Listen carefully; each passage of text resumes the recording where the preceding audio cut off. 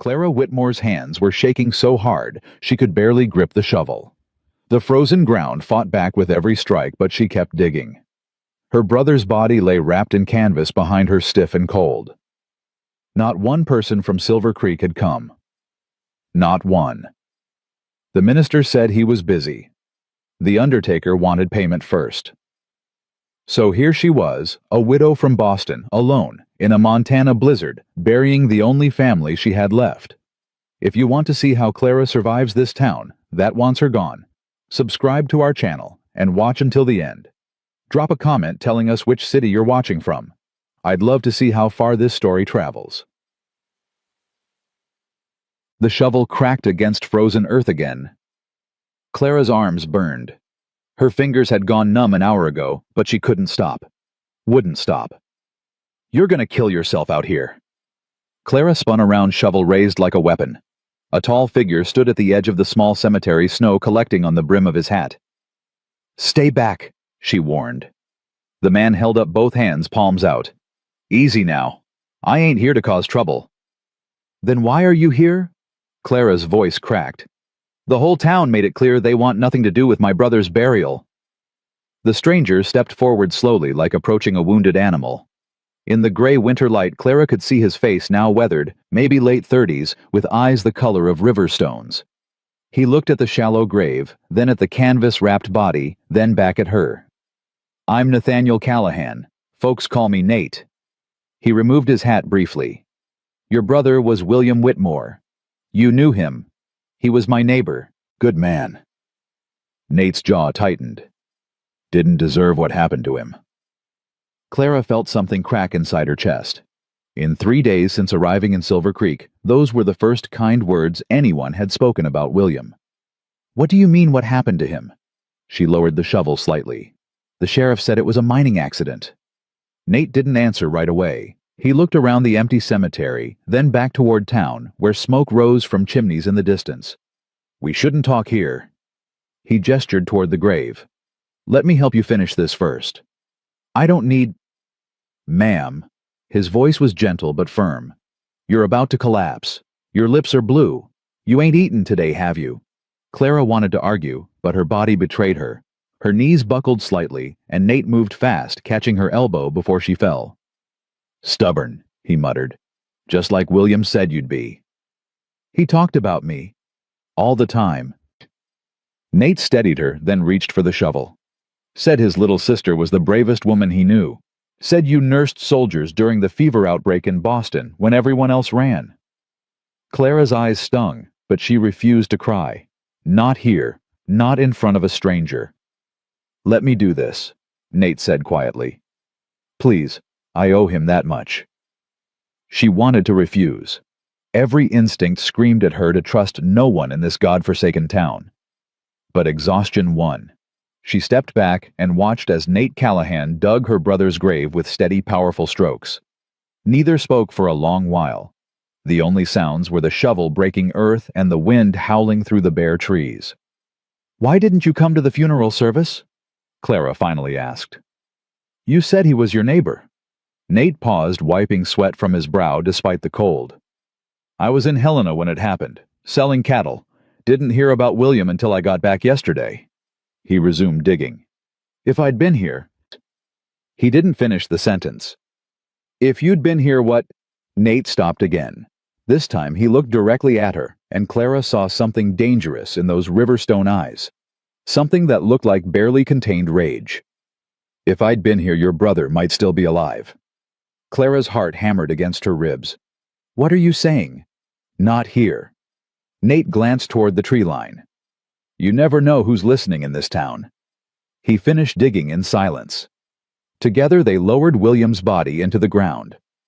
Clara tried to say a prayer, but the words caught in her throat. All she could manage was a whispered goodbye. I'll find out what really happened, she said to the fresh grave. I promise. Nate covered the grave while Clara stood frozen, not from cold, but from grief that threatened to swallow her whole.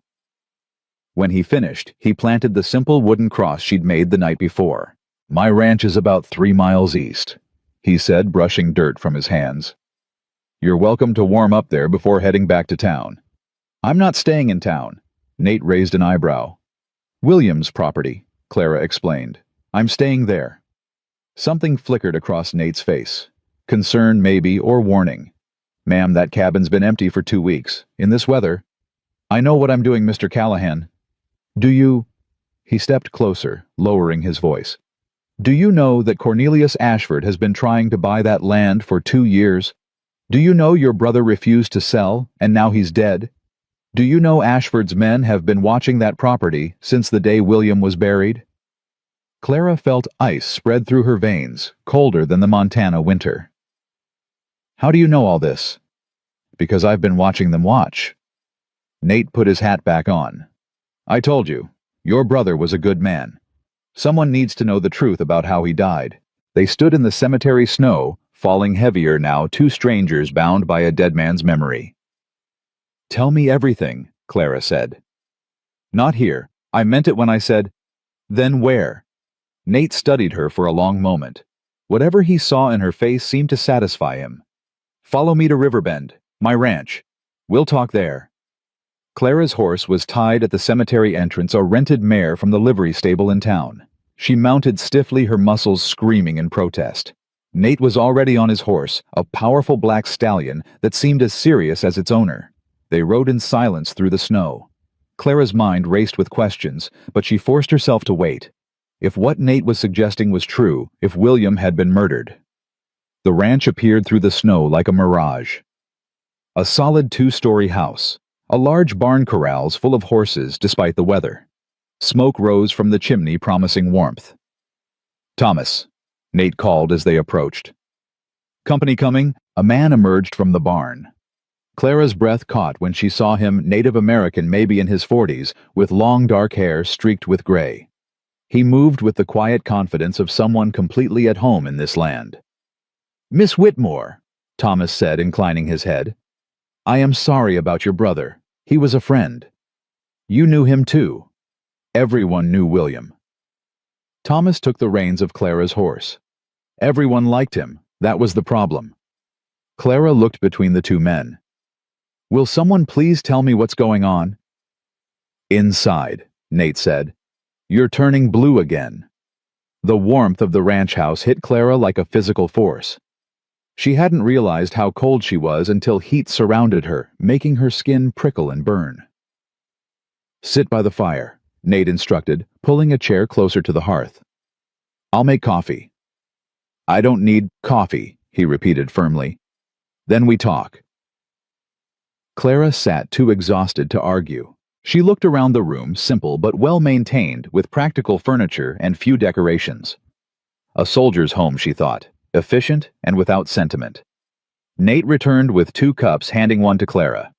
The coffee was strong and bitter, exactly what she needed. Start from the beginning, she said. Why do you think my brother was murdered? Nate sat across from her, cradling his own cup. Thomas had come inside and stood near the door, arms crossed.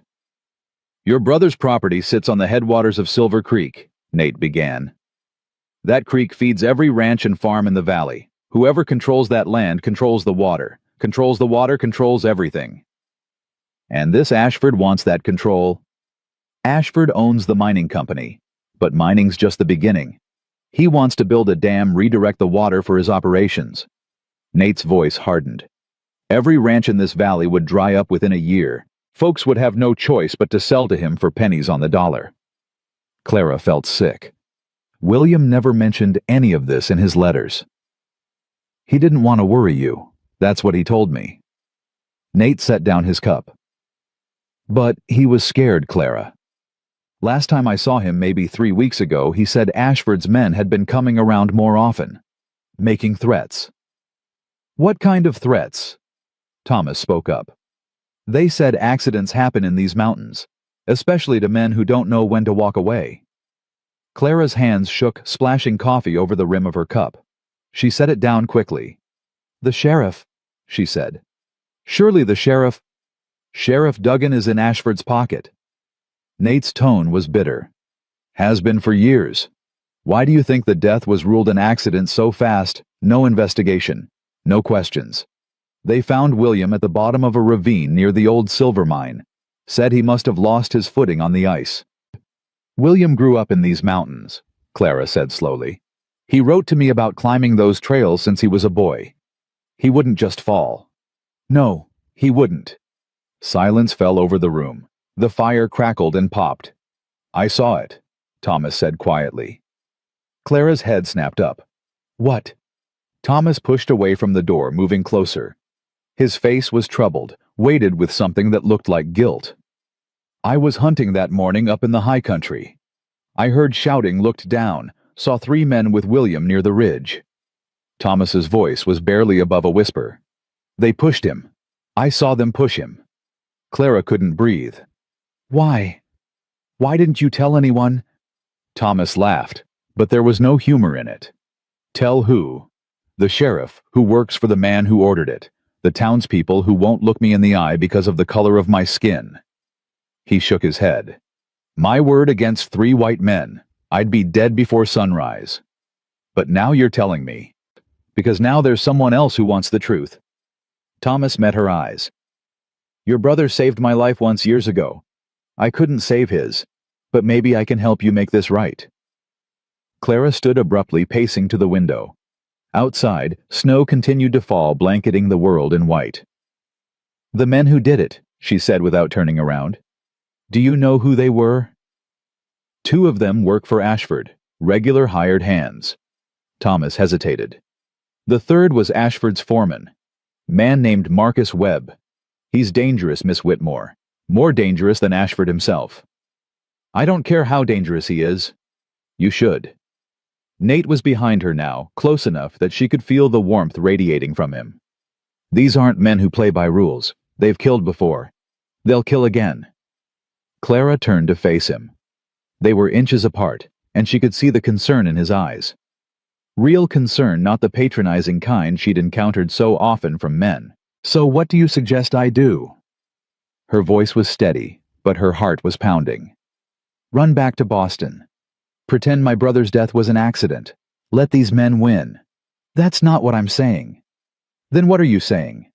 Nate held her gaze. I'm saying if you're going to fight, you shouldn't fight alone. The words hung between them, heavy with meaning. Why? Clara asked. Why would you help me? You don't know me. I knew your brother. That's enough. Nate stepped back, breaking the intensity of the moment. And I've watched Ashford hurt too many people in this valley. Someone needs to stop him.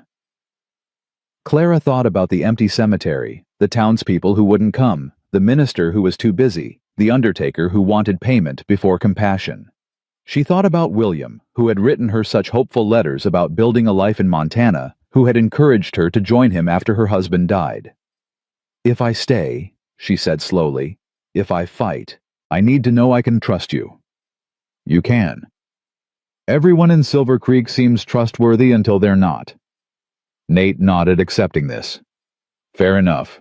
Trust is earned. I'll prove myself. He glanced at Thomas. We both will.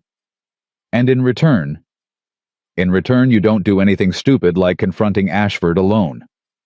Nate's expression was serious. You're brave, Clara. I can see that. But brave people die too. William was brave. The mention of her brother sent a fresh wave of grief through her. She swallowed hard against it. I'm staying at William's property tonight, she said. Whatever you say. I figured. Nate sighed. At least let Thomas ride out with you, check the cabin, make sure it's secure. Clara wanted to refuse on principle.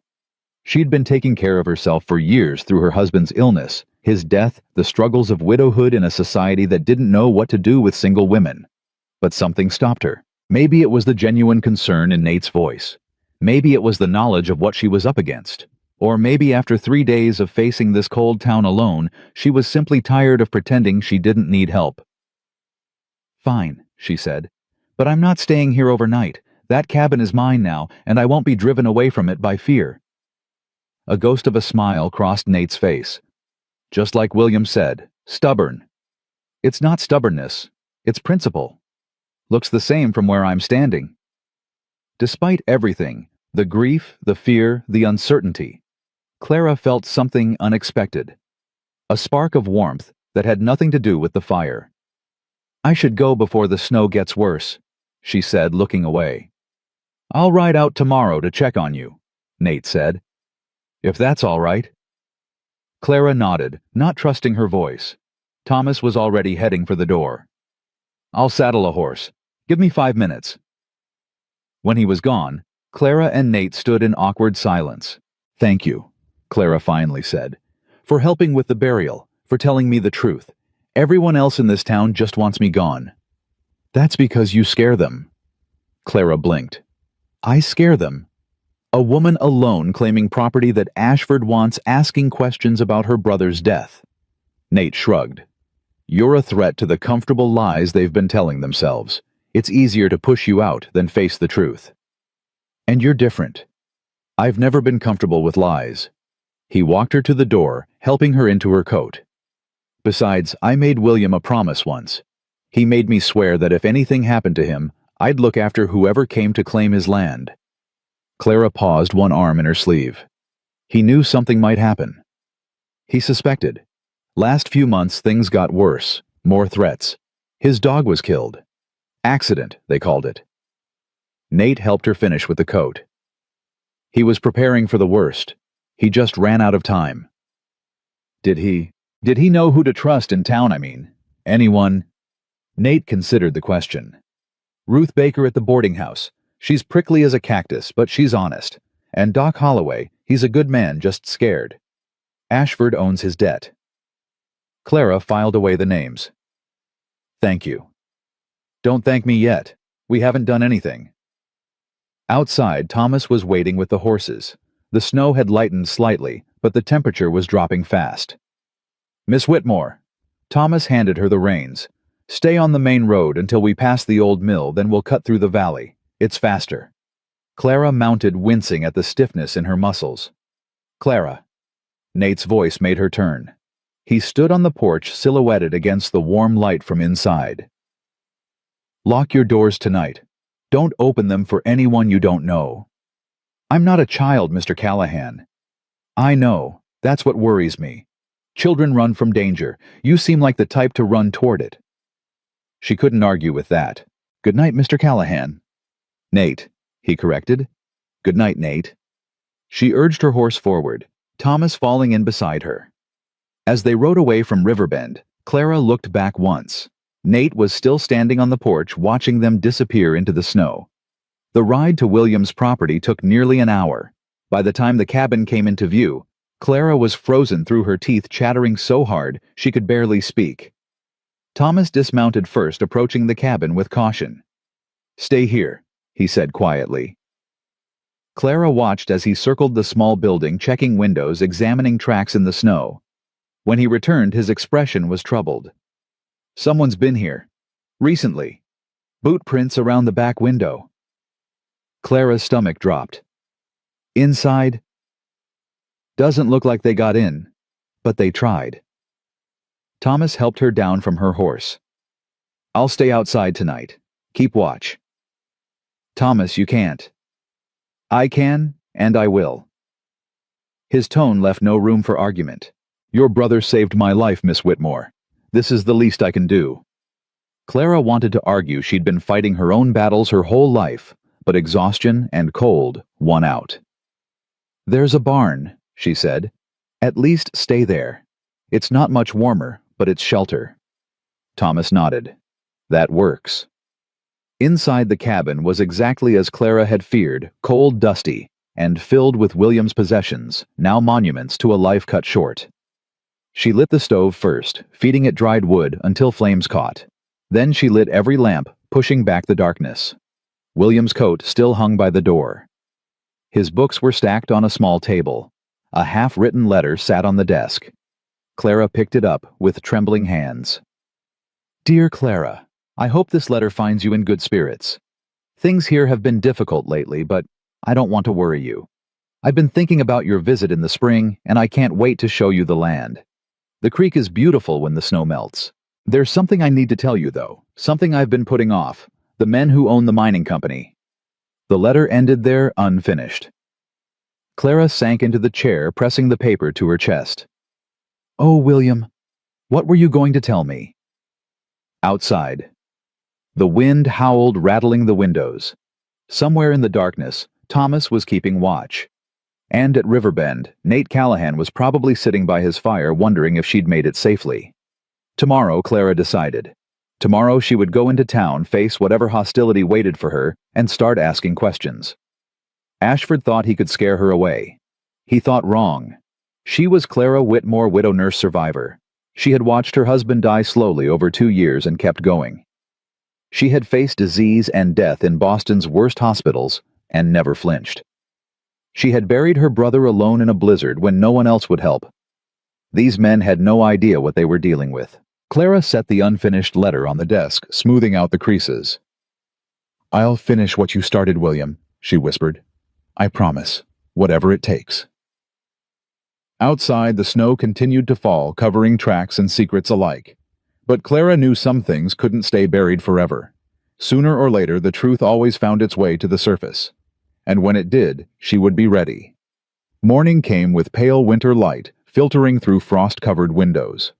Clara woke stiff and sore, her muscles protesting every movement. The fire had died down overnight, and her breath made small clouds in the cold air. She forced herself up, fed the stove, and splashed icy water on her face from the basin. There was no time for self-pity. Today she would go into Silver Creek. Today she would start asking questions. A knock at the door made her freeze. "Miss Whitmore? It's Thomas." Clara let out a breath she didn't realize she'd been holding. She opened the door to find Thomas standing on the porch, snow dusting his shoulders.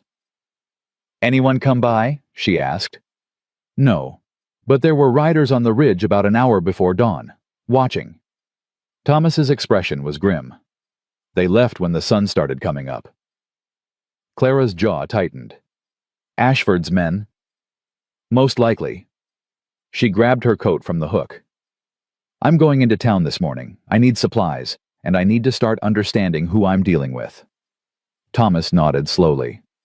"You want company?" Clara hesitated. Part of her wanted to say yes, but she knew what would happen if she rode into Silver Creek with a Native American man at her side. The townspeople already wanted her gone. No need to give them more ammunition. "Better if I go alone," she said carefully. "But thank you." Thomas understood. She could see it in his eyes, that weary acceptance of how things were. "Be careful," he said. "Ashford has eyes everywhere in that town." "I will." The ride into Silver Creek took 40 minutes. Clara used the time to think, to plan, to prepare herself for whatever hostility awaited. By the time the town came into view, she had steeled her nerves into something resembling calm. Silver Creek was larger than she'd expected. A main street lined with wooden buildings, a church steeple rising above the rooftops, smoke curling from dozens of chimneys. People moved along the boardwalks, going about their morning business. Clara tied her horse outside the general store and stepped inside. The warmth was immediate and welcome, as was the smell of coffee and dried goods. A heavy-set man behind the counter looked up at her entrance. "Help you, miss?" "I need supplies. Flour, salt, coffee, dried beans." Clara pulled out the list she'd made. "And lamp oil, if you have it." The man took the list, scanning it briefly. "You're the Whitmore woman, the one staying out at William's place." It wasn't a question. "I am." Something shifted in his expression. Not quite hostility, but close. "A lot of folks figured you'd be heading back east by now." Then a lot of folks figured wrong. He grunted and began gathering her supplies. Clara watched him, noting how he avoided meeting her eyes, how his movements were just a little too careful. "Did you know my brother?" she asked. The man's hands paused on a sack of flour. Everyone knew William. And what?" Clara stepped closer to the counter. "My brother is dead, Mr. Henderson. Mr. Henderson. My brother is dead, and no one in this town seems willing to talk about it. I find that strange, don't you?" Henderson finally looked at her, and Clara saw fear in his eyes. Real fear. "Miss Whitmore," he said quietly, "some things in this town are better left alone, for everyone's sake." "Whose sake exactly?" "Yours. Mr. Ashford's." Henderson flinched at the name. I don't know what you're talking about. I think you do. For a moment, Clara thought he might actually tell her something. But then the store's door opened, bringing a gust of cold air and a well-dressed man she'd never seen before. Mrs. Henderson needs her order delivered by noon, the newcomer said without preamble. Then he noticed Clara and stopped. Well, well, you must be the sister. Clara turned to face him fully. He was perhaps 50, with silver-streaked dark hair and cold gray eyes that assessed her like she was livestock at auction. And you must be Cornelius Ashford. A thin smile crossed his face. My reputation precedes me. Your reputation is precisely why I know who you are. Ashford's smile didn't waver, but something hardened behind his eyes. Henderson, give us a moment, won't you? The shopkeeper practically fled to the back room. Clara stood her ground as Ashford moved closer, stopping just inside the boundary of polite distance. Miss Whitmore, I'm so sorry for your loss. William was a fine man. Was he strange that you'd think so, given how hard you tried to take his land? Ashford's eyebrows rose slightly. Direct. I appreciate that. He clasped his hands behind his back. Your brother and I had business disagreements, that's true, but I bore him no ill will. Is that so? It is. Ashford's tone remained pleasant, almost friendly. In fact, I'd like to extend an olive branch. Your brother's property is valuable, yes, but it's also remote difficult to maintain, especially for a woman alone. I'm prepared to offer you a very generous price. Enough to return to Boston comfortably, start fresh. Clara felt something cold settle in her chest. And if I don't want to sell? Everyone wants to sell eventually, Miss Whitmore. It's just a matter of finding the right price. He paused meaningfully. Or the right motivation. Is that a threat? Merely an observation. Ashford smiled again, all teeth and no warmth. Winter here is harsh. Accidents happen. Fires, falls, animals attacking livestock. It would be a shame if something were to happen to you the way it happened to your brother. Clara's hands curled into fists at her sides. My brother's death was no accident.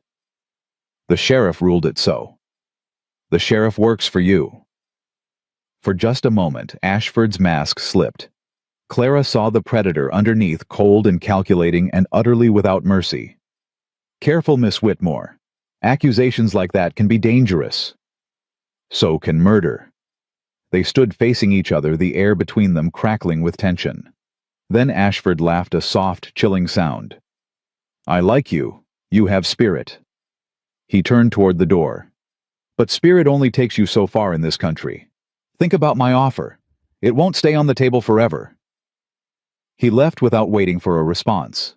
Clara stood alone in the store, her heart pounding so hard she could feel it in her throat. Henderson emerged from the back room, his face pale. Miss Whitmore, you shouldn't have done that. Done what? Refused to be intimidated. You don't understand how things work here. Henderson lowered his voice. Ashford owns this town. The sheriff, the bank, half the businesses on this street. People who cross him, things happen to them. Things like what happened to my brother. Henderson looked away. I didn't say that. You didn't have to.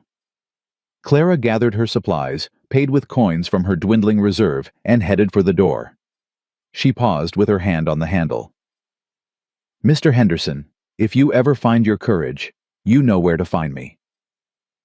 She stepped out onto the boardwalk, squinting against the bright winter sun, reflecting off snow. Her encounter with Ashford had confirmed everything Nate and Thomas had told her. The man was a predator, and he had her in his sights. Good. Let him look. Clara wasn't prey. She was loading supplies into her saddlebags when a voice called out, You're either very brave or very foolish. Clara turned. An older woman stood nearby, arms crossed over a wool shawl. She had sharp eyes, silver hair pinned severely back, and a face that looked like it had never smiled in its life. Which do you think? Clara asked. Jury's still out. The woman stepped closer. Ruth Baker. I own the boarding house. Clara remembered what Nate had said. Ruth Baker at the boarding house. She's prickly as a cactus, but she's honest. Clara Whitmore. I know who you are. Whole town knows. Ruth's eyes swept over her appraisingly. Heard you buried your brother alone yesterday, in that storm. The townspeople made their feelings clear. Cowards, the lot of them. Ruth spat the words like they tasted bitter. Your brother was a good man. Deserved better than that. Clara felt unexpected tears prick at her eyes. She blinked them back fiercely. Why didn't you come then? Bad hip. Can't ride in this weather. Ruth's expression softened almost imperceptibly. But I would have, for what that's worth. It was worth more than Clara could say. She swallowed hard. You're one of the first people in this town to say anything kind about William. That's because most folks here are too scared to remember kindness. Ruth glanced around, lowering her voice. Listen, I don't know what you're planning, but if you're going up against Ashford, you need to know what you're dealing with. Come by the boarding house tonight. Use the back door. We should talk. Before Clara could respond, Ruth turned and walked away, disappearing into the crowd. Clara finished loading her supplies, her mind spinning. An ally, or at least a potential one. It was more than she'd had an hour ago. She was about to mount her horse when she spotted a man watching her from across the street. Tall, thin, with a scar running down the left side of his face. He didn't look away when their eyes met. Instead, he smiled a cold slash of a thing that made Clara's skin crawl. Marcus Webb. It had to be. Ashford's foreman. The man Thomas had seen push William off that ridge. Clara forced herself to hold his gaze for a long moment before looking away. She mounted her horse with deliberate calm and rode out of town at an easy pace, refusing to show fear. But inside her heart was racing. She had enemies now, real enemies, and they weren't bothering to hide anymore. The road back to William's cabin was empty, but Clara couldn't shake the feeling of being watched. Every shadow between the trees, every movement in her peripheral vision, set her nerves on edge. She was halfway home when she heard hoofbeats behind her. Clara's hand went to the revolver at her hip, a gun that had belonged to her husband, and that she'd practiced with obsessively in the months after his death. She turned in her saddle ready. Nate Callahan raised both hands as his horse slowed. Just me. Clara let out a breath. You shouldn't sneak up on people. Wasn't sneaking. You were lost in thought. He fell into pace beside her. Heard you paid a visit to town this morning? Word travels fast. Small town. Nate's expression was serious. Also heard you had a conversation with Ashford. Is there anything that happens in Silver Creek you don't know about? Not much. That's how I stay alive. He looked at her closely. You all right? Clara considered the question. Was she all right? She'd stood face to face with the man who'd almost certainly ordered her brother's murder, had been threatened, barely disguised, and had made an enemy of one of the most powerful men in the territory. I'm fine, she said. Nate snorted. You're a terrible liar. I'm not lying. I am fine. Clara met his eyes. I'm also angry. Angry at Ashford, angry at this town for its cowardice, angry at myself for not coming sooner when William might have needed me. Would it have made a difference? I don't know. Maybe. Her voice cracked slightly. He tried to tell me something, in his last letter. He was warning me about Ashford, about the mining company, but he never finished. Nate was quiet for a moment. William was trying to protect you. That's who he was. Well, he's not here to protect me anymore, so I'll have to protect myself. Clara straightened in her saddle. And then I'll make sure the men who killed him face justice. How?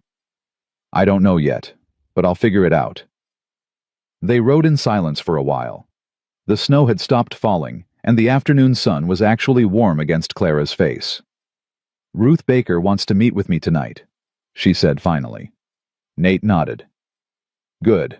Ruth knows things about this town that nobody else does. She's been here since the beginning. Can I trust her? With your life. No hesitation in his voice. Ruth lost her husband to Ashford's schemes 10 years ago. Mine collapse, that wasn't really an accident.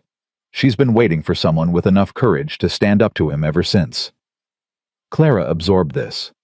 Why hasn't she done it herself? She's tried. But she's old alone, and a woman in a town run by men who don't think women matter. Nate's jaw tightened. Ashford ignores her because he thinks she's harmless. That's his mistake. They reached the turnoff to William's property. Clara reined in her horse. Thank you for checking on me. I said I would. Nate hesitated, then reached into his saddlebag. I brought you something. He handed her a small leather journal, worn and water-stained. What is this? Found it in William's things months ago. He asked me to hold on to it, said he'd know when the time was right to use it. Nate's expression was somber. I think the time is now. Clara opened the journal carefully. Inside, in William's familiar handwriting, were pages and pages of notes. Dates, names, transactions. A record of everything Ashford had done in Silver Creek for the past 2 years.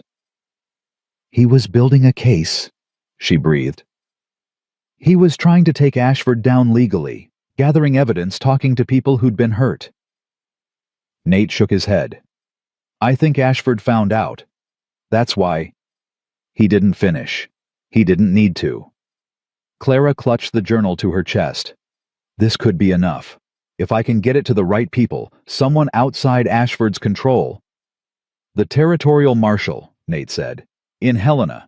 He's honest from what I hear. But getting there in winter alone? I'm not going anywhere yet. First, I need to understand everything in here. And I need to find more evidence. Clara looked up at Nate. Will you help me? You know I will. Something passed between them in that moment. Trust, maybe. Or the beginning of it. Be careful tonight, Nate said. Going to Ruth's. Webb has been watching everyone who might be sympathetic to your cause. I'll use the back door. She told me to. Smart woman. Nate tipped his hat. I'll come by tomorrow morning. We can go through the journal together. Clara watched him right away, then turned toward the cabin. Thomas was waiting on the porch, and she could tell from his expression that he'd been worried. Trouble in town? He asked. Met Ashford. Thomas's face darkened. And he threatened me, politely. Clara dismounted, handing Thomas the reins. But I also found an ally, maybe 2. Ruth Baker. You know her. Everyone knows Ruth. She's the only person in Silver Creek who never treated me like I was less than human. Thomas glanced at the journal in her hands. What's that? Clara told him about William's notes about the evidence her brother had been gathering. Thomas listened in silence, his expression unreadable. Your brother was brave, he said finally. Braver than I knew. He was trying to do the right thing. And he died for it. Thomas met her eyes. You understand that could happen to you too. Clara didn't look away. Yes. And you're still going to fight? Yes. Thomas nodded slowly. Something like respect flickered in his eyes. Then I'll help however I can. I owed William my life. I owe you the truth about his death. That's all I'm asking. Inside the cabin, Clara spent the afternoon reading through William's journal. The more she read, the angrier she became. Page after page documented Ashford's crimes, bribes to officials, threats to landowners, suspicious deaths ruled as accidents. Her brother had been meticulous, careful, thorough, and someone had betrayed him. Clara paused on an entry from 3 weeks before William's death. Someone is feeding information to Ashford. Every move I make he knows about before I make it. I thought I could trust everyone I've been working with, but clearly I was wrong. Need to be more careful. Need to figure out who. Clara stared at the words, her blood running cold. William had suspected a traitor in his midst. Had he figured out who it was before he died? Or had the traitor figured out that William was onto them? She flipped through the remaining pages, but there was no answer. The last entry was dated 2 days before his death. A simple note. Meeting with T tomorrow. He says he has proof. T. Who was T? Thomas. Clara's heart clenched. Thomas had been the one to tell her about witnessing William's murder. Thomas had been staying at her cabin keeping watch. Thomas had access to everything. No. She shook her head. Thomas had been with Nate for years. If he were working for Ashford, why would he have told her what he saw? Why would he be helping her now? Unless it was a trap. Clara pressed her hands to her temples. This was what Ashford wanted, she realized. He wanted her paranoid, unable to trust anyone, isolated and alone. That's how he operated. Divide and conquer. She wouldn't let him win. But she also wouldn't be naive. From now on, she would verify everything. Trust, but verify. The sun was setting when Clara prepared to leave for Ruth Baker's boarding house. She changed into darker clothes, tucked William's journal into a hidden pocket in her coat, and checked her revolver. "I'll be back before midnight," she told Thomas. He nodded, not asking where she was going. "I'll keep watch." Clara rode into town using back trails Nate had told her about, avoiding the main road. The boarding house was a large, two-story building on a quiet street. She tied her horse in the alley behind it and knocked softly on the back door. Ruth opened it immediately, ushering her inside. "Anyone follow you?" "No, I was careful." "Good." Ruth led her through a small kitchen and into a cozy sitting room where a fire burned low in the hearth. "Sit, I'll make tea." Clara sat looking around the room. It was comfortable, filled with the accumulation of decades' photographs, books, quilts draped over chairs. A life fully lived. Ruth returned with 2 cups and settled into the chair across from Clara. "So," she said, "you want to take down Cornelius Ashford?" "I want justice for my brother." "Same thing." Ruth sipped her tea. "I've been waiting 20 years for someone to do it. Tried myself after my Henry died in that mine. But no one would listen to an old woman's grief. I'm sorry about your husband. Long time ago now, but I haven't forgotten." Ruth's eyes were sharp and bright. "And I haven't stopped collecting information. Everything Ashford does in this town I know about. People talk when they think no one important is listening." Clara leaned forward. "What do you know about my brother's death?" "I know it wasn't an accident. I know Webb was involved, probably 2 of his men as well. I know Ashford gave the order." Ruth's voice was matter-of-fact. "What I don't know is how to prove it." Clara pulled out William's journal. "My brother was gathering evidence. Nate gave this to me today." Ruth's eyes widened as she took the journal, flipping through pages. Good Lord, William documented everything. Almost everything. He suspected there was a traitor, someone feeding information to Ashford, but he never identified who. Ruth was quiet for a long moment, reading. Then she looked up, her expression troubled. "Clara, there's something you should know. About the doctor. Dr. Holloway. He's a good man, but he owes Ashford money. A lot of it. Gambling debts from before he came to Silver Creek." Ruth set down the journal. "Ashford bought up those debts. Uses them to keep Holloway in line." Clara's stomach tightened. "What does that mean for me?" "It means be careful what you tell him. Holloway wants to do right, but when a man's trapped, he doesn't always have choices." Could he have been the one feeding information to Ashford, the traitor William wrote about? Ruth shook her head slowly. "I don't think so. Holloway didn't know William well, and your brother was careful about who he talked to. But someone was watching. Someone close."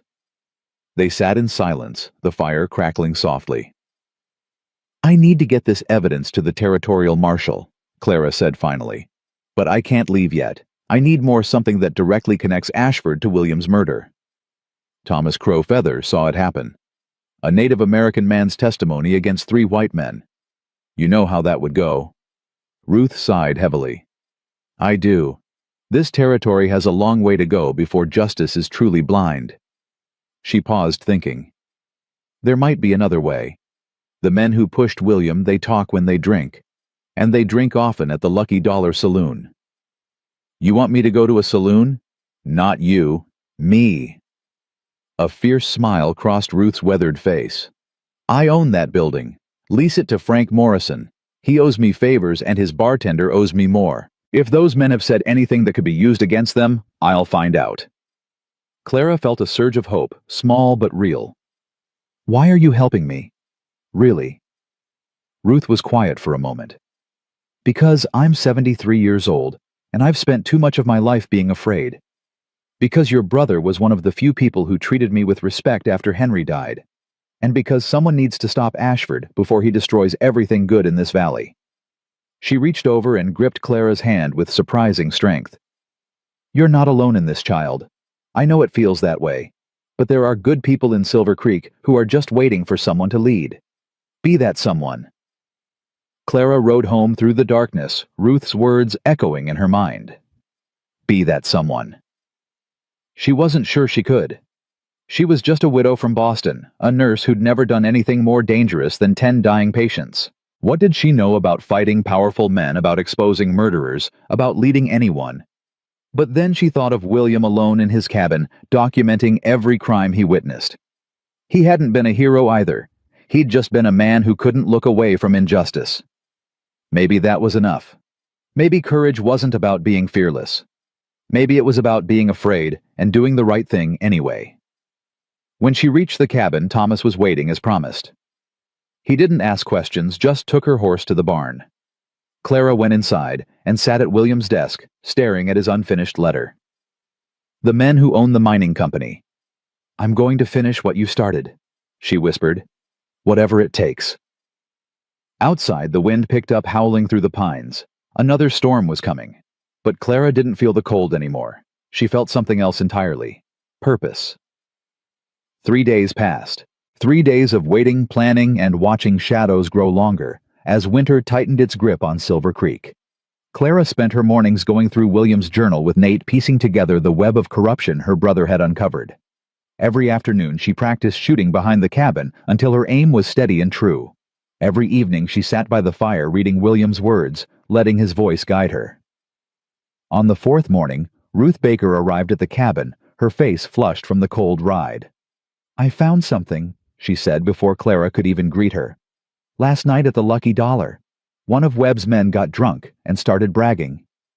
Clara ushered her inside, where Nate and Thomas were already waiting. Ruth didn't waste time. "His name is Billy Crane. Young, stupid, and desperate to impress anyone who'll listen." Ruth accepted the coffee Thomas offered. He told Frank Morrison's bartender that Webb promised him extra pay for a special job a few weeks back. A job that involved making sure some troublemaker fell off a cliff. Clara's heart pounded. He admitted to killing William. Not in those exact words, but close enough. Ruth's eyes gleamed. "And there's more." Crane mentioned paperwork, something Webb had them sign before the job. A contract, if you can believe it. Ashford's so paranoid about loyalty that he makes his men sign agreements for dirty work. Nate leaned forward. Where would Webb keep something like that? That's the question. Ruth set down her cup. Crane was too drunk to remember the details, but he said Webb keeps important papers in his office at the mining company. Said Webb always jokes that he has enough evidence to hang half the men in Ashford's employ, including Ashford himself. Silence fell over the room. "If we could get those papers," Clara said slowly, "we'd have proof, real proof that Ashford ordered William's murder." "Getting into that office won't be easy," Thomas said.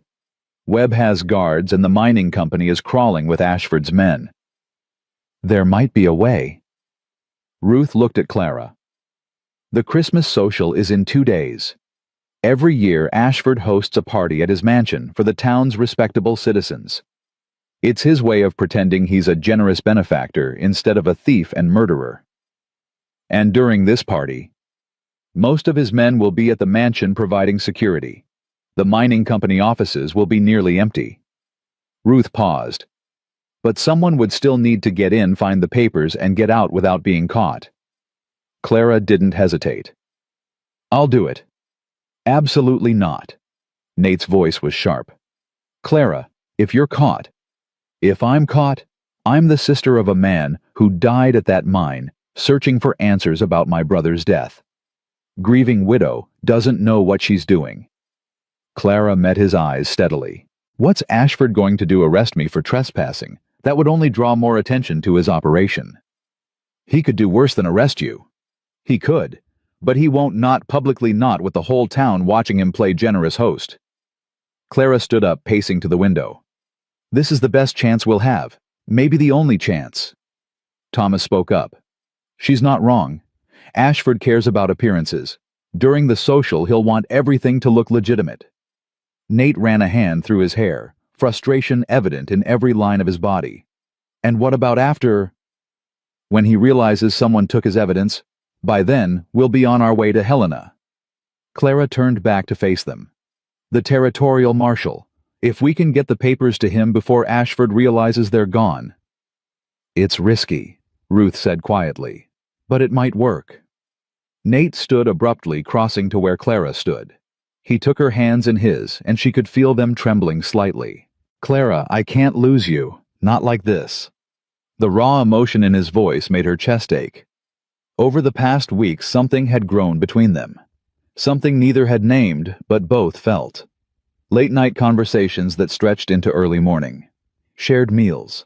The way his eyes followed her when she moved around the cabin. The way she found herself listening for the sound of his horse.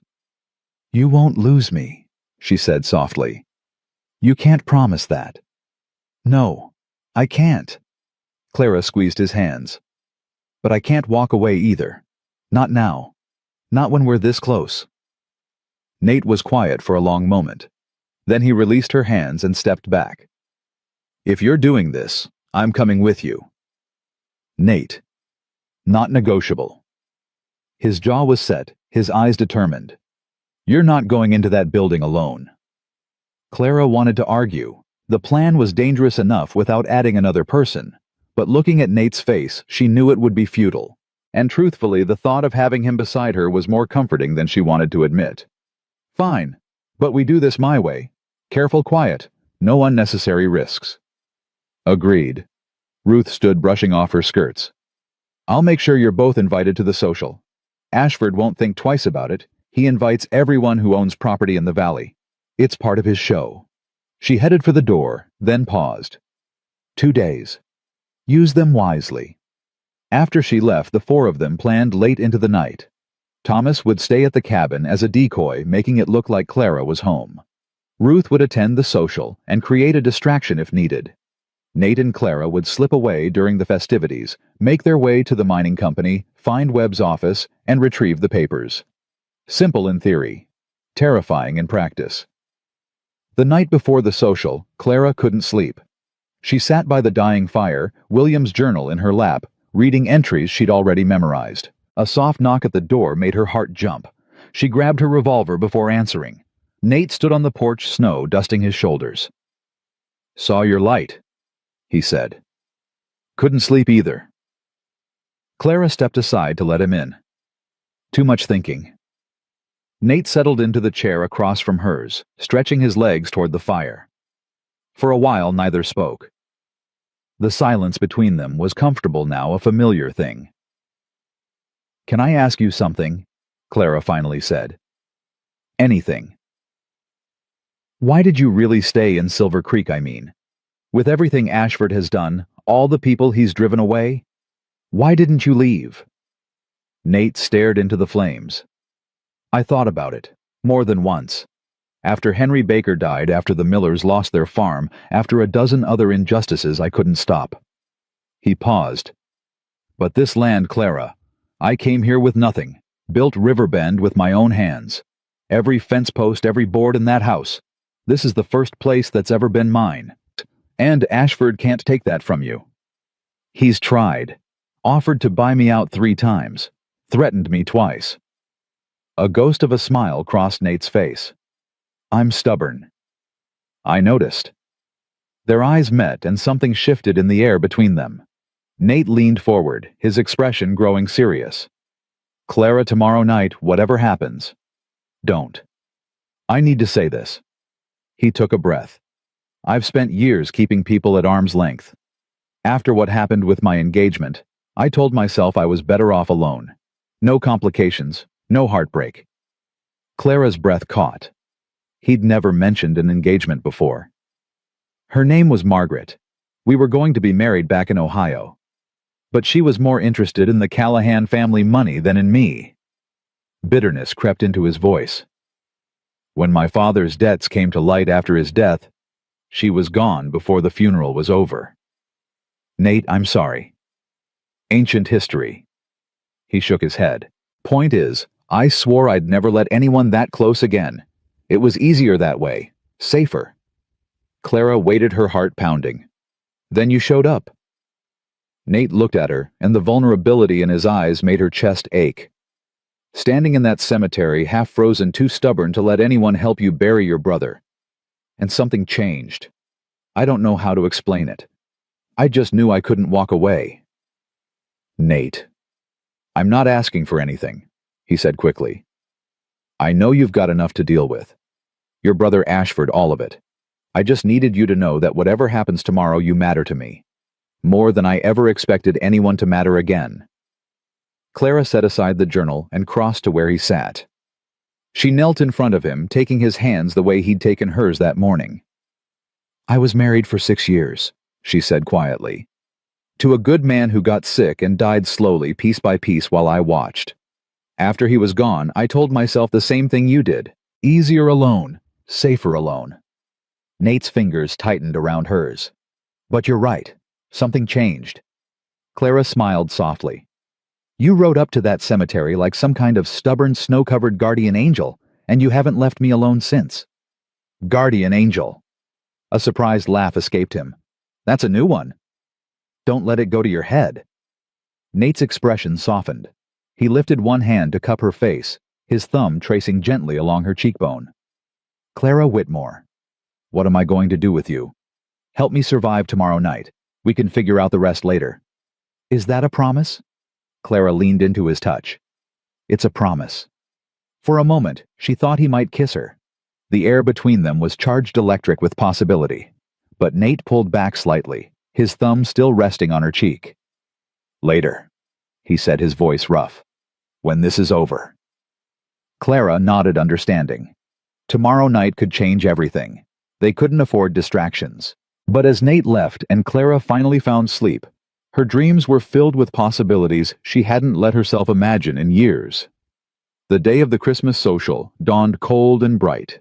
Clara spent the morning going over the plan one more time, then the afternoon preparing herself for the evening. Ruth had sent over a dress, deep blue velvet, with white lace trim. It was finer than anything Clara owned, clearly borrowed from someone who'd once had money. You clean up nice, Thomas said when she emerged from the bedroom.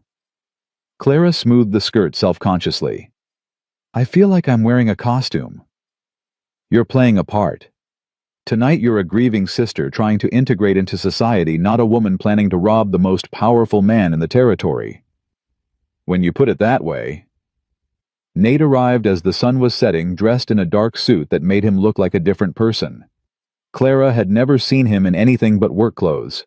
The transformation was startling. Don't stare, he said, clearly uncomfortable. Ruth insisted. You look distinguished. I look like a banker. He tugged at his collar. Let's get this over with. The ride to Ashford's mansion took half an hour.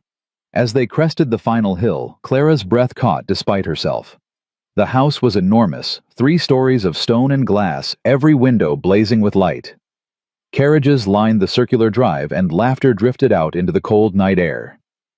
Remember the plan, Nate murmured as they approached. We stay visible for the first hour, make sure people see us. Then during the dinner service we slip out through the servants' entrance. Clara knotted her stomach tight with nerves. Inside the mansion was even more impressive. Crystal chandeliers, imported wallpaper furnishings that probably cost more than most farms in the valley. Clara forced herself to smile, to nod at people she barely knew, to play the part of the grateful newcomer. Ashford found them almost immediately. Miss Whitmore, Mr. Callahan. He was all charm tonight, his predator's smile softened for public consumption. How delightful that you could join us. Thank you for the invitation, Clara managed. I do hope you're settling in well, despite our previous misunderstandings. I'm managing. Of course you are. Strong woman like yourself. Ashford's eyes glittered.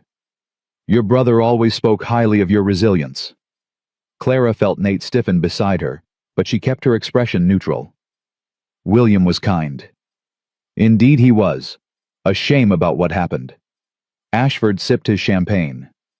Such a senseless tragedy. Every word was a knife, and he knew it. Clara could see the satisfaction in his eyes, the pleasure he took in her discomfort. If you'll excuse us, Nate said, his voice tight. I believe Miss Whitmore needs some refreshment. He steered Clara away before Ashford could respond. When they were safely across the room, Clara let out a shaky breath. That man is evil. I know, but we can't let him see he's getting to us. Nate handed her a glass of punch. 1 hour. Then we move. The hour crawled by.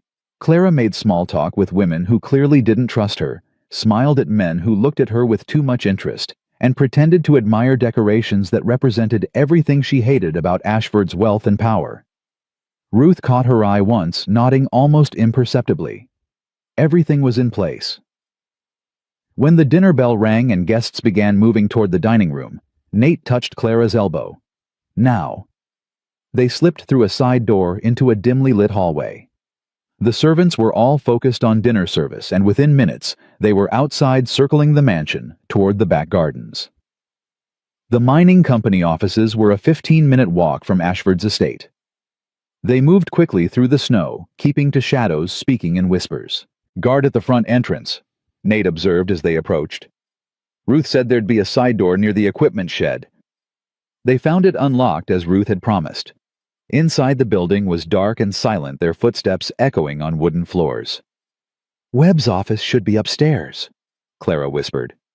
"End of the hall." They climbed the stairs, carefully testing each step for creaks. The second floor was a maze of offices and storage rooms, but Webb's door was easy to identify, larger than the others, and bearing a brass nameplate. Locked. Nate produced a set of picks from his pocket. "Learned this in the army, don't ask." Clara didn't. The lock clicked open, and they slipped inside. Nate lit a small lantern while Clara began searching. Desk drawers, filing cabinets, a locked box in the corner. Here. Nate had found a false bottom in one of the desk drawers. Inside was a stack of papers tied with string. Clara's hands shook as she untied them. Contracts, just as Ruth had said.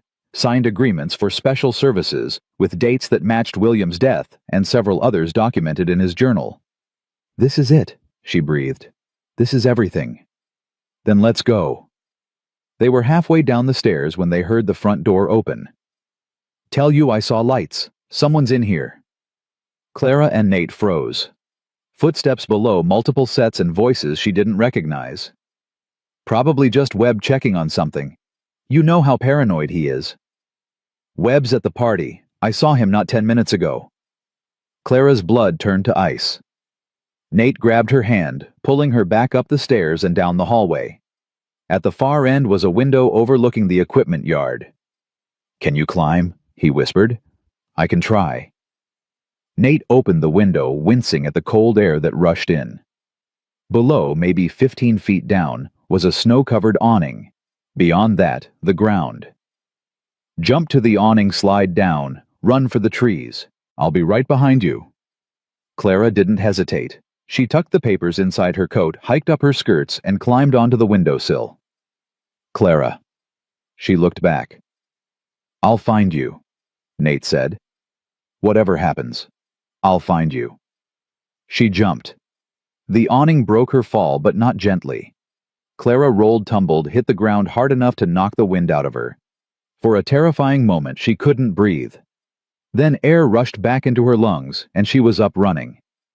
The papers clutched against her chest. Behind her, she heard shouts.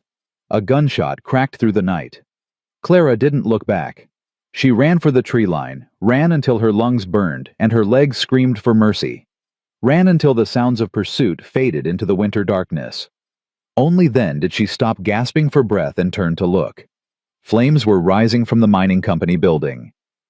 Orange light flickered against the snow. Nate. Clara's heart seized. She took a step back toward the building, then another. "Clara!" The voice came from the shadows to her left. She spun, hand going to the revolver at her thigh. Thomas emerged from the trees, leading 2 horses. "Nate sent me ahead to wait for you, in case something went wrong." "He's still in there. I heard a gunshot. If anyone can get out of that building, it's Nate." Thomas pressed the reins into her hands. "But you need to go. Now. Ashford's men will be coming." "I can't leave him." "You have to." Thomas's voice was fierce. "Those papers are useless if Ashford gets them back. Get to Helena. Find the marshal. That's the only thing that helps Nate now." Clara wanted to argue, wanted to run back toward the flames, wanted to do anything but abandon the man she'd come to care for so deeply. But Thomas was right, and Nate would say the same thing. She mounted the horse, the papers burning against her chest, like a promise. "Find him," she said to Thomas. "Please." "I will. Now go." Clara kicked her horse into motion, riding hard through the snow toward the eastern road, toward Helena, toward justice. Behind her, the flames rose higher, and she tried not to think about what they might be consuming. Clara rode through the night, pushing her horse as hard as she dared on the icy roads. Every mile that separated her from Silver Creek felt like a betrayal. Every moment she wasn't turning back to find Nate was agony. But she kept going. The papers inside her coat were worth more than her comfort, more than her fear. They were worth William's life. They had to be worth something. Dawn was breaking when she finally stopped to rest the horse. Her hands were numb, her face raw from the wind, and her body ached in places she didn't know could ache. But she was alive, and she had the evidence. She found shelter in an abandoned barn, feeding the horse handfuls of old hay while she tried to eat some of the dried meat Thomas had packed in the saddlebags. It tasted like sawdust, but she forced it down. The papers. She needed to look at them again, make sure they were real, make sure this nightmare was worth something. Clara spread them out on the frozen ground, her breath making small clouds as she read. Contracts for removal services. Payment records, names and dates. And there at the bottom of one page, Cornelius Ashford's signature, authorizing a payment to Marcus Webb for resolving the Whitmore situation. William's name reduced to a situation to be resolved. Clara's hands shook. Rage and grief tangled together in her chest until she couldn't tell where one ended and the other began. "I've got you now," she whispered to the empty barn. "I've got you." She rested for 2 hours, then pushed on. Helena was still a full day's ride, maybe more in this weather. Every hour mattered. The sun was high when she heard hoofbeats behind her. Clara's heart seized. She urged her horse faster, but the animal was exhausted, stumbling on the icy road. The hoofbeats grew closer. She reached for her revolver, turning in the saddle to face whoever was coming. 2 riders moving fast. Too far away to identify. Clara pulled her horse off the road into a stand of pines. She dismounted, steadying her weapon, waiting. The riders passed her hiding spot without slowing. Clara caught a glimpse of their faces, neither one familiar. Not Ashford's men then, just travelers. She let out a breath she didn't know she'd been holding. But the fear didn't leave. It stayed with her, a constant companion, as she continued toward Helena. Night fell again. Clara found another abandoned structure, this one a half-collapsed cabin that offered minimal shelter from the wind. She was too tired to care about comfort. She wrapped herself in blankets from the saddlebags and slept with her revolver in her hand. Dreams came, chaotic and terrifying. Flames, gunshots, Nate's face disappearing into smoke, William's voice calling her name from somewhere she couldn't reach. She woke before dawn, gasping, tears frozen on her cheeks. "He's alive," she told herself. "He has to be alive." The third day brought Helena into view. Clara had never been so grateful to see a city in her life. Buildings, people, civilization. Safety. She went straight to the territorial marshal's office, a sturdy brick building near the center of town. Her appearance drew stares, a woman alone, travel-worn, wild-eyed with exhaustion. She ignored them all. The marshal was a big man with a thick mustache and skeptical eyes. He introduced himself as Marshal Henry Dawson and offered her a seat. "Now then, miss, what's so urgent? You rode through a blizzard to get here?" Clara placed William's journal and Ashford's papers on his desk. "My name is Clara Whitmore. My brother was William Whitmore of Silver Creek. He was murdered 3 weeks ago by men working for Cornelius Ashford. I have proof." Dawson's eyebrows rose. He picked up the papers, scanning them slowly. His expression changed as he read, skepticism giving way to something harder. "These are serious accusations, Miss Whitmore." "They're not accusations. They're facts." Clara leaned forward. "Ashford has been terrorizing Silver Creek for years. Bribery, intimidation, murder. My brother documented everything in that journal, and those contracts prove Ashford ordered his death." Dawson was quiet for a long moment, reading. Finally, he looked up. "If this is genuine, and I'm not saying it isn't, this is enough to arrest Ashford and half his operation." "Then do it." "It's not that simple. Dawson set down the papers. Ashford has connections, political friends in the territorial government. This kind of case takes time to build properly. Time? Clara's voice cracked. Marshal, there are people in Silver Creek right now who are in danger because of what I did. A man who helped me. He may already be dead. We don't have time. Dawson studied her face. Whatever he saw there seemed to convince him. Tell me everything, from the beginning. Clara talked for over an hour. She told him about William's letters about arriving in Silver Creek to find a town gripped by fear, about Nate and Thomas and Ruth, about the fire at the mining company and her desperate ride through the snow.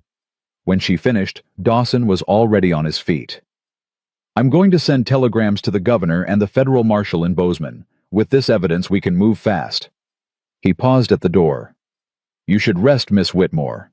There's a hotel across the street. Get some sleep. I'll send word when we're ready to move. I'm going back with you. Dawson frowned. That's not advisable. If Ashford knows you're the one who took those papers, he already knows, and there are people in Silver Creek counting on me.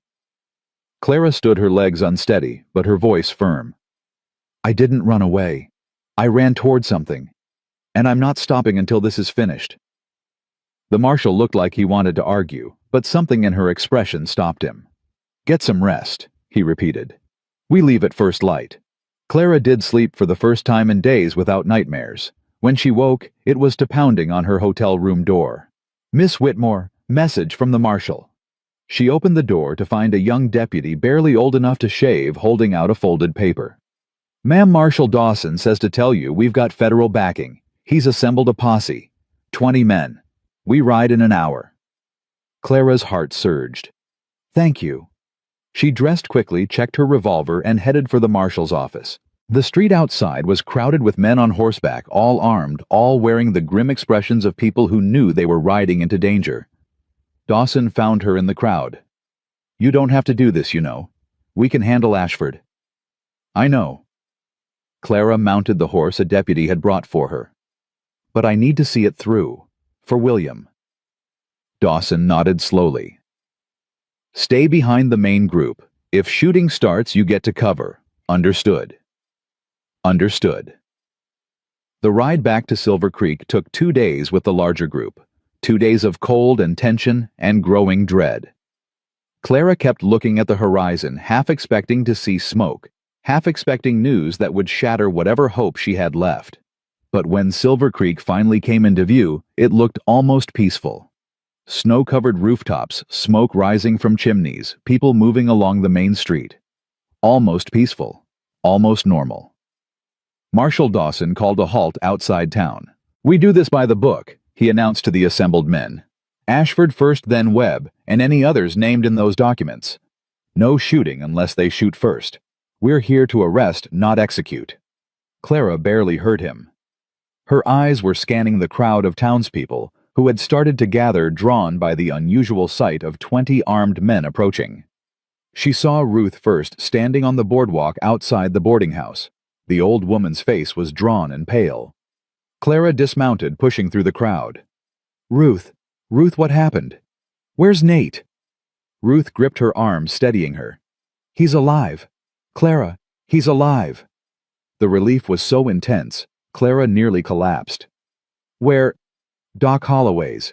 He was shot getting out of that building, but Thomas found him, got him to safety. Ruth's eyes were wet. He's been asking for you. Wouldn't stop asking even when he was barely conscious. Clara was already moving toward the doctor's office when Marshal Dawson's voice stopped her. Miss Whitmore, we need you to identify Ashford. She turned back, torn between duty and desperate need. Go, Ruth said quietly. Finish this, then go to him. Clara nodded, falling in beside the marshal as they moved toward Ashford's mansion. The arrest was almost anticlimactic. Ashford came to the door in his dressing gown, clearly having heard the commotion. When he saw Marshal Dawson and the federal badge, his face went white. This is outrageous. I'll have your badge. Cornelius Ashford, you're under arrest for the murders of William Whitmore Henry Baker and at least 6 others. Dawson's voice was iron. We have signed contracts with your authorization. We have testimony, and we have a territorial judge waiting to hear the case." Ashford's eyes found Clara in the crowd. For a moment his mask slipped, and she saw pure hatred underneath. "You," he spat. "You think this changes anything? I have friends in every courthouse in the territory. I'll be out before—" "You'll be in federal custody within the hour," Dawson interrupted. "Your friends can't help you now." Clara watched as deputies put Ashford in chains. The man who had terrorized a town, who had ordered her brother's death, who had tried to destroy everything she loved, reduced to just another criminal being led away. She expected to feel triumph. Instead, she felt hollow. "Miss Whitmore." She turned. Sheriff Dugan stood nearby, his face ashen. "I know I don't have any right to speak to you. I know what I did looking the other way all these years." He swallowed hard. "But for what it's worth, I'm glad you did what the rest of us were too cowardly to do." Clara stared at him for a long moment. "My brother is dead because you were too cowardly."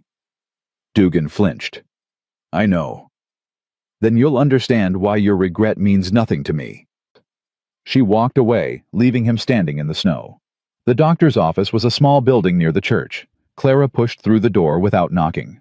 "Where is he?" Dr. Holloway looked up from his desk, startled. "Miss Whitmore. He's in the back room, but—" Clara was already past him, opening the door to the recovery room. Nate lay on a narrow bed, bandages wrapped around his shoulder and chest. His face was pale, his eyes closed. For one terrible moment, Clara thought she was too late. Then his eyes opened. "Clara." Her name in his voice, rough and weak, but alive. She crossed the room in 3 steps, dropping to her knees beside the bed. "You're alive." She was crying now, couldn't stop. "You're alive." "Told you I'd find you." A ghost of a smile crossed his face. "Though I'll admit the finding part was harder than expected." "You were shot." "Just a little." He reached for her hand with his good arm. "Thomas says I'll live. Unfortunately for you." Clara laughed through her tears. "Don't joke. Not about this." "I'm not joking about the important part." His fingers tightened on hers. "I meant what I said, Clara. That night before the social. I meant every word." "I know." She brought his hand to her cheek, pressing it there. "I meant it too." "Then when I can stand without falling over, I have something I want to ask you." Clara's heart stuttered.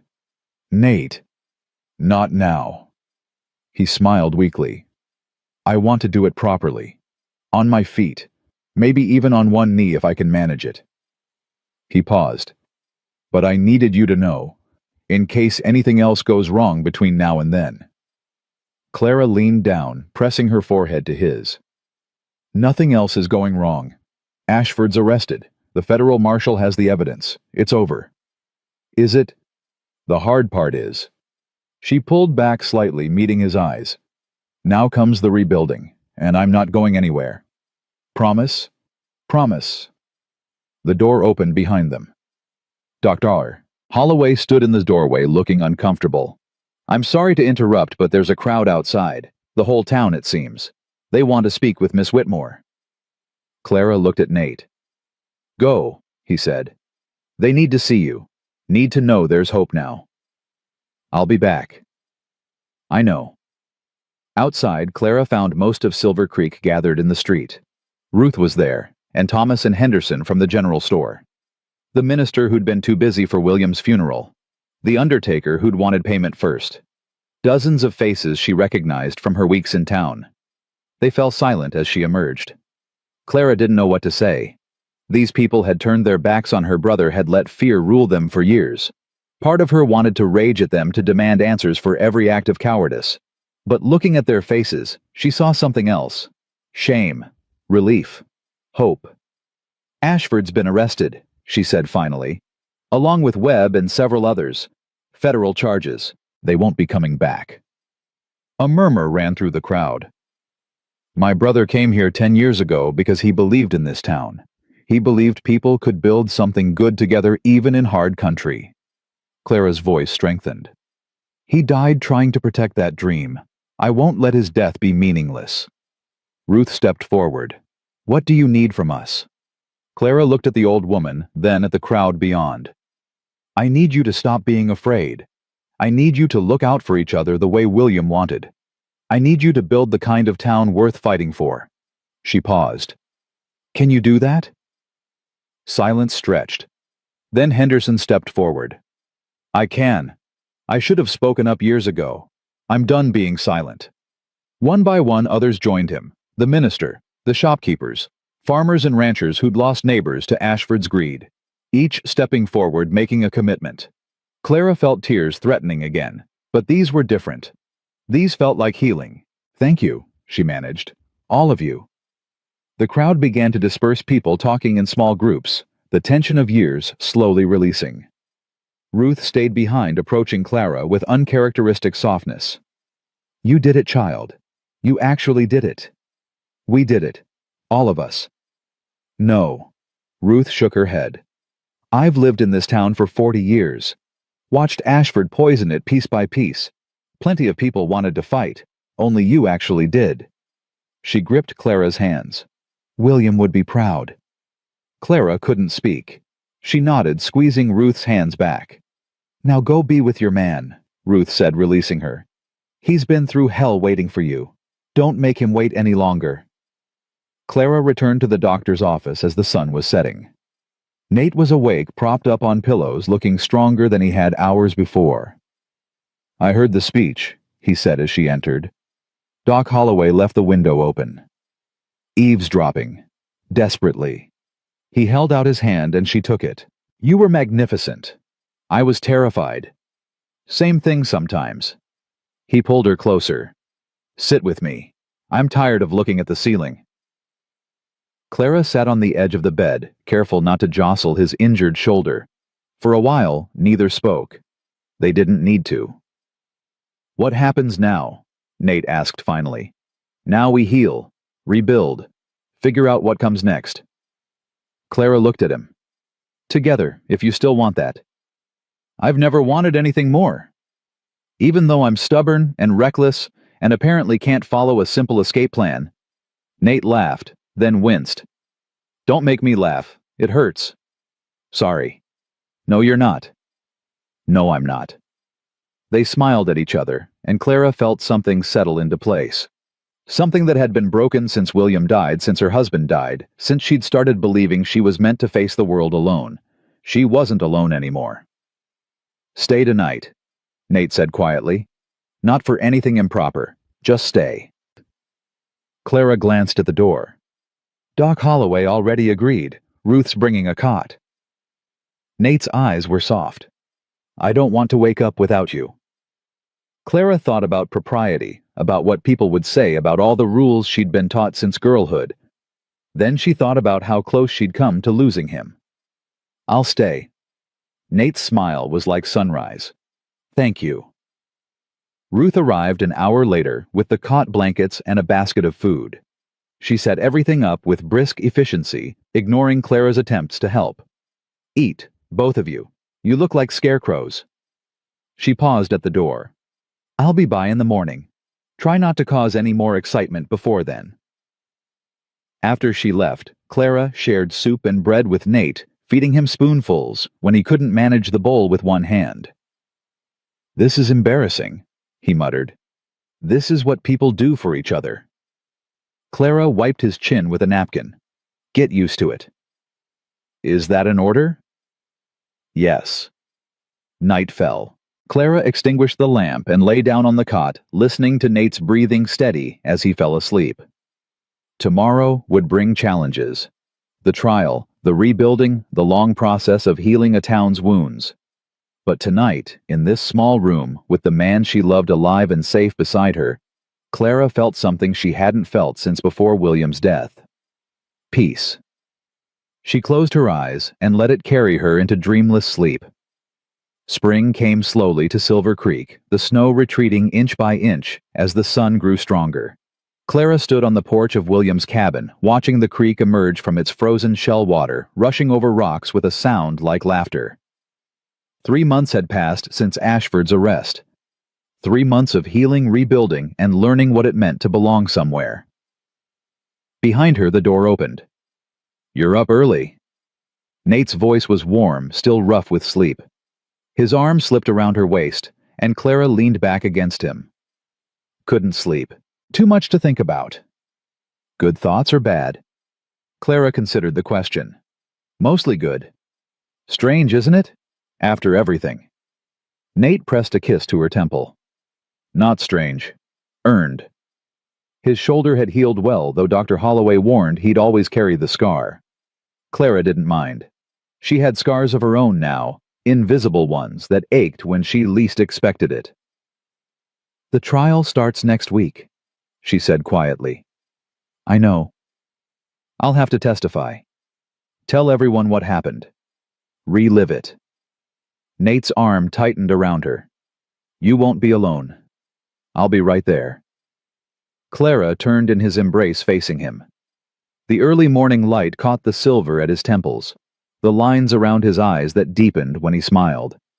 He was beautiful to her in a way that had nothing to do with physical appearance, and everything to do with who he was. I love you, she said.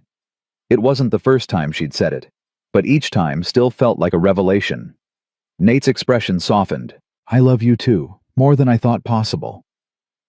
He kissed her, then slow and tender, and Clara let herself sink into it. Let herself believe in happiness, even though part of her still waited for it to be snatched away. The sound of hoofbeats broke them apart. Thomas was riding up the path, his face unreadable. He'd been invaluable these past months, helping Clara manage both her property and the transition at Riverbend while Nate recovered. Whatever suspicions she'd harbored about his loyalty had long since dissolved. Visitors coming, Thomas announced as he dismounted. From Helena. Looks official. Clara and Nate exchanged glances. 20 minutes later, a buggy pulled up to the cabin carrying Marshall Dawson and a man Clara didn't recognize. They dismounted with the careful movements of people bearing significant news. Miss Whitmore, Mr. Callahan. Dawson removed his hat. This is Judge Harrison from the Territorial Court. Judge Harrison was a tall man with silver hair and keen eyes that seemed to miss nothing. He shook Clara's hand firmly. Miss Whitmore, I've read the depositions. Impressive work gathering that evidence. I had help. Indeed. The judge glanced at Nate and Thomas. That's actually why we're here. There's been a development in the case. Clara's stomach tightened. What kind of development? Dawson and the judge exchanged looks. Finally, Dawson spoke. Ashford's dead. The words hung in the air. Clara waited for relief, for satisfaction for something. Instead, she felt only numbness. How? Killed himself in his cell 3 nights ago. Left a full confession. Dawson reached into his coat and withdrew a folded document. Names everyone he worked with, every crime he committed. It's comprehensive. Clara took the paper but didn't open it. Why would he confess? Because he knew he was going to hang, Judge Harrison said bluntly. The evidence was overwhelming. I think he wanted to control the narrative even at the end, make himself seem like a mastermind rather than a common murderer.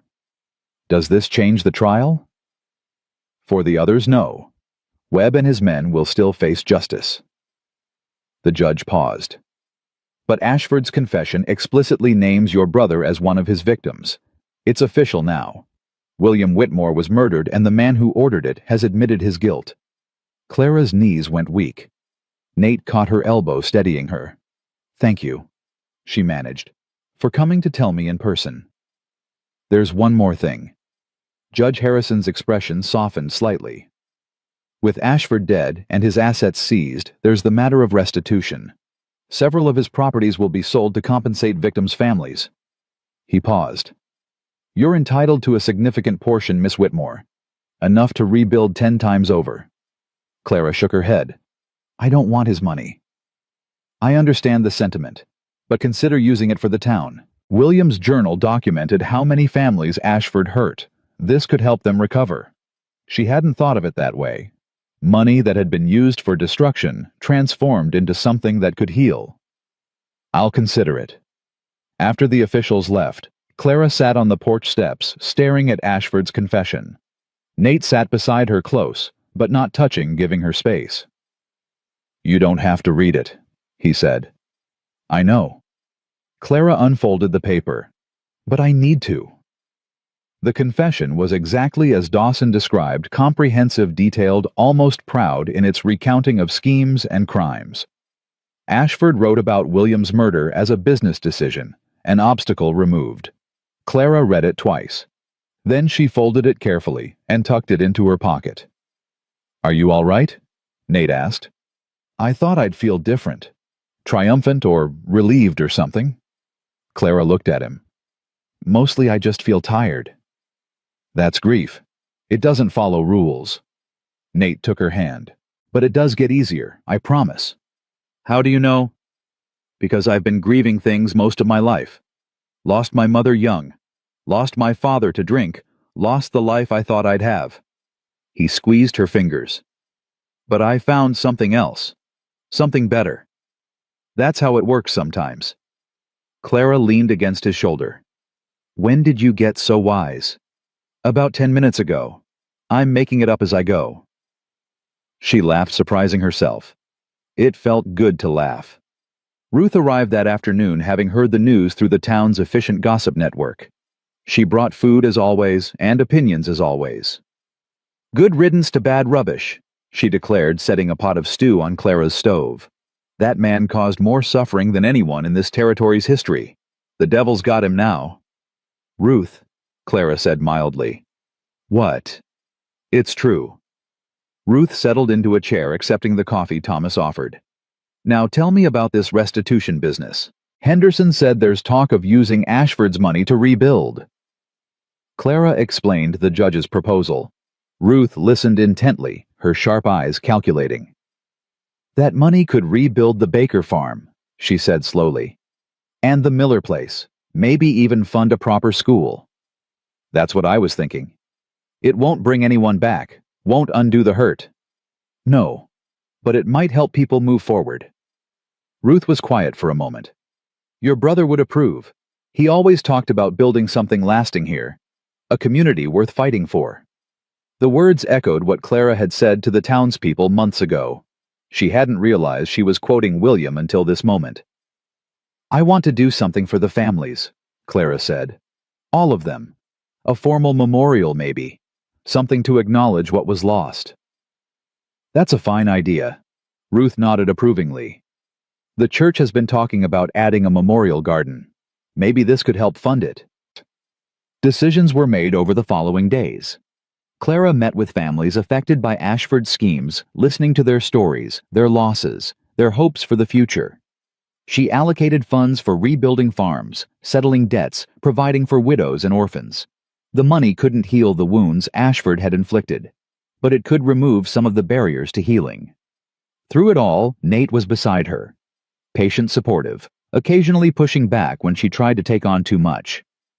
"You can't save everyone," he said one evening as Clara pored over lists of affected families. "I can try." "You can also collapse from exhaustion." He took the papers from her hands. "When was the last time you ate a proper meal?" Clara tried to remember. "Breakfast." "It's past 9, at night." "Oh." Nate pulled her to her feet. "Come on, Ruth left stew. You're eating and then you're sleeping. You're very bossy when you want to be.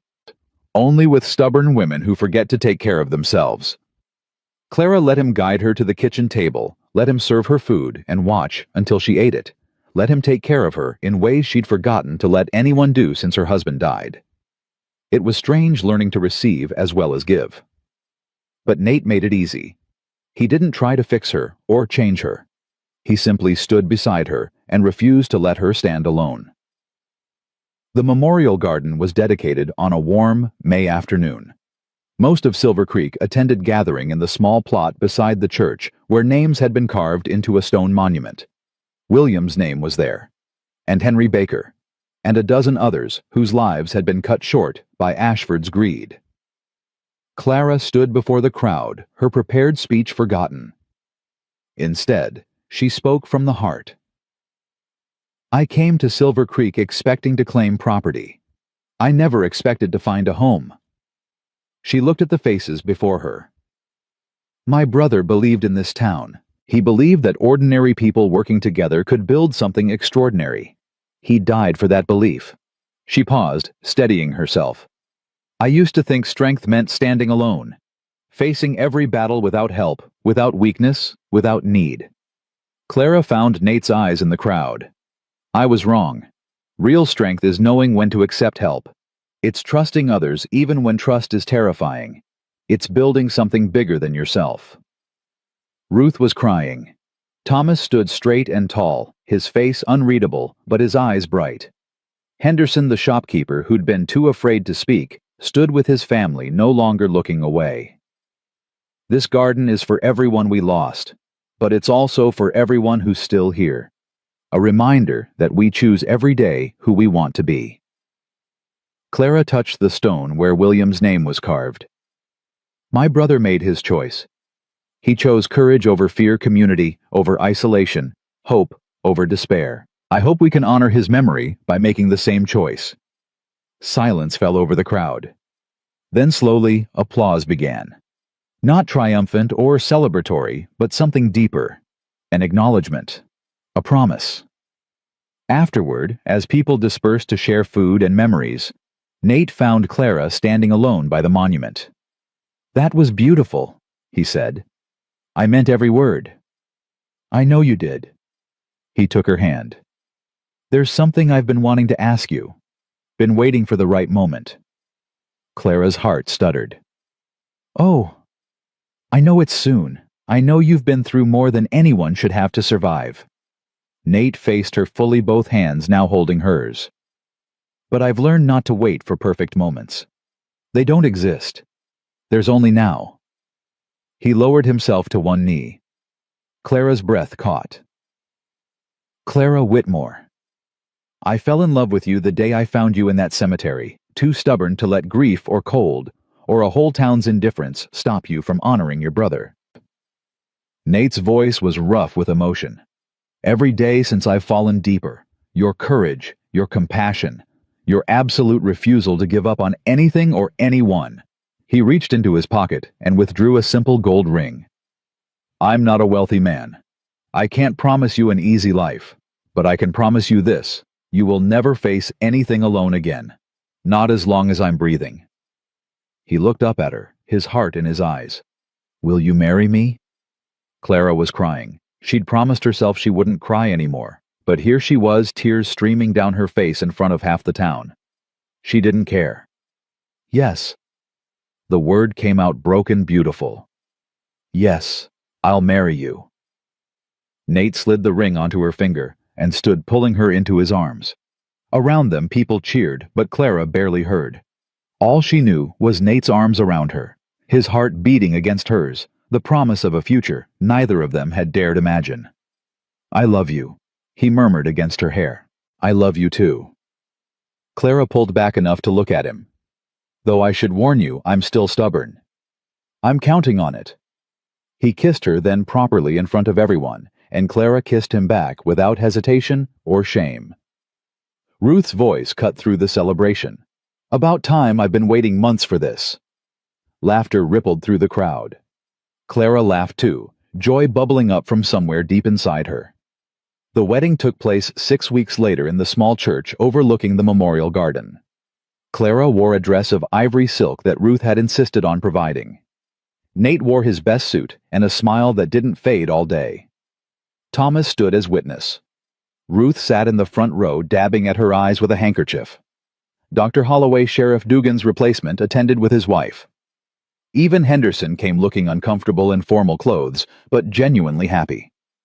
The minister spoke of love and commitment, of building a life together in harsh country, but Clara barely heard him.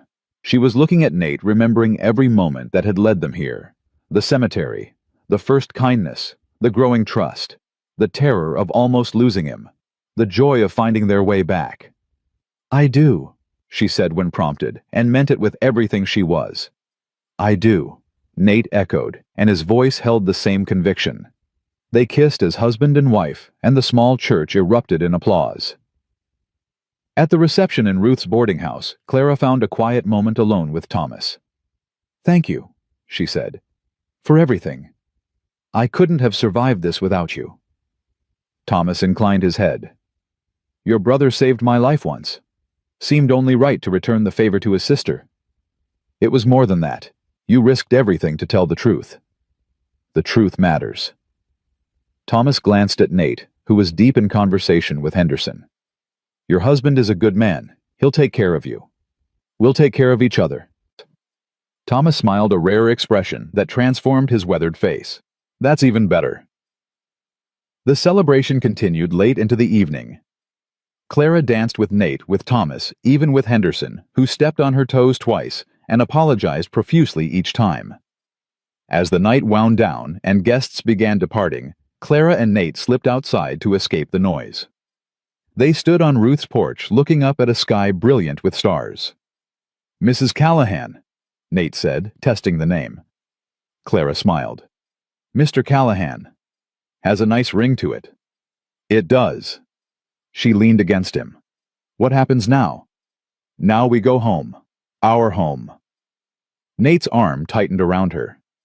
We combine the properties like we discussed. Build something neither of us could build alone. That sounds like a lot of work. It does. He pressed a kiss to her hair. But I've got a stubborn wife to help me. Heard she doesn't give up on anything. Clara laughed softly. You've got me there. They stayed on the porch until the last guest left, then rode home together through the moonlit night.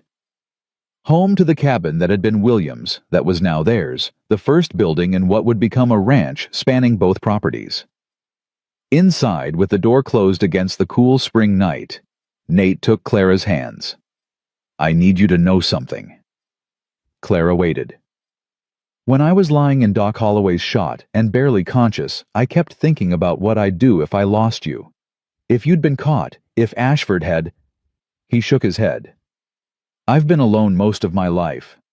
Thought I preferred it that way. But those hours not knowing if you were safe, I realized something. What? I'm not afraid of dying. Never have been. Nate met her eyes. But I'm terrified of living without you. That's new. That's something I never expected to feel. Clara raised a hand to his face, tracing the lines she'd come to know so well. You won't have to. I'm here. I'm staying. Promise?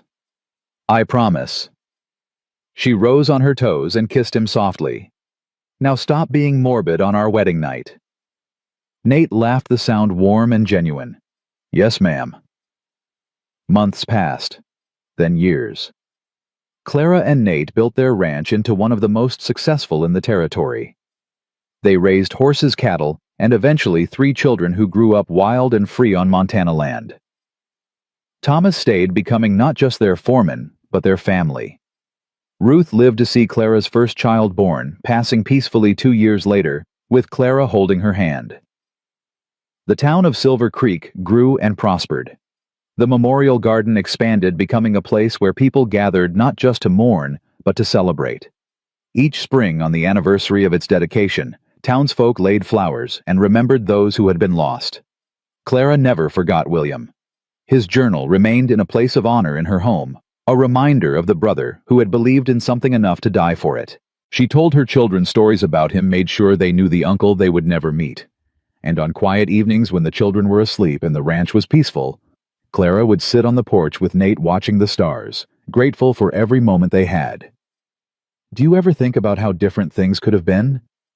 She asked one such evening, years into their marriage. Sometimes. Nate's hand found hers in the darkness. If I hadn't been riding by that cemetery, if Ashford had gotten to you first, if 100 small things had gone differently. Does it scare you? No. He turned to look at her. Because this is what happened. We found each other. We built this life. Nothing can change that now. Clara leaned into him, feeling his warmth, his steadiness, his love. I used to think I was meant to be alone, she said softly. That strength meant never needing anyone. And now I know that was just fear talking. Clara smiled. Real strength is letting someone in, trusting enough to be vulnerable, building something together that neither person could build alone. Nate kissed her temple. Wise woman. I learned from experience. They sat in comfortable silence, listening to the night sounds of the ranch. An owl called in the distance. One of the horses nickered softly. Clara. I love you. Still. Always. She smiled, feeling the truth of it down to her bones. I love you too. Still. Always. The woman who had arrived in Silver Creek as a grieving stranger, who had buried her brother alone in a blizzard, who had faced murderers and corruption and a town's worth of fear, had found what she never expected to find. Home. Family. Love. Not because she was rescued, but because she had fought for it. Not because someone saved her, but because she had learned that accepting help wasn't weakness. Clara Whitmore Callahan had come to Montana to claim her brother's land. She had stayed because she found something infinitely more valuable. She had found herself, and in doing so, she had found everything that mattered.